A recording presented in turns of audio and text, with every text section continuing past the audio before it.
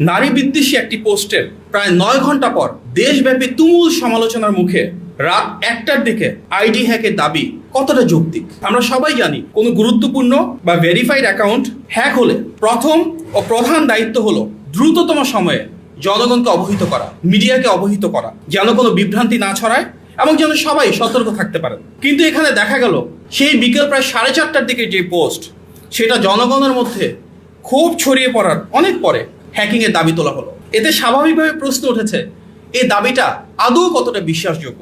এমনকি উক্ত সময়ের মধ্যে জামাত আমিরের ফেসবুক অ্যাকাউন্ট থেকে কিন্তু আমরা দেখেছি অনেকগুলো পোস্ট হয়েছে নির্বাচনী প্রচারণার, কিন্তু সেই এক্স অ্যাকাউন্ট যে হ্যাক হয়েছে এ নিয়ে একটি পোস্টও আমরা দেখিনি।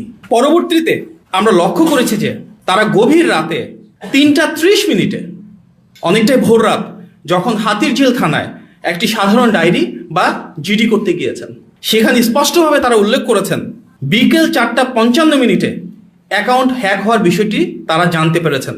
যদি তাই হয়ে থাকে তাহলে এই দীর্ঘ সময় তারা কেন জাতির সামনে সেটি উন্মোচন করেননি এবং প্রায় 12 ঘন্টা পরে কেন জিডি করতে হলো, যখন সারা দেশে মানুষ সংক্ষুব্ধ হয়েছেন। এই বিলম্বের আদৌ কি কোনো যৌক্তিক ব্যাখ্যা রয়েছে?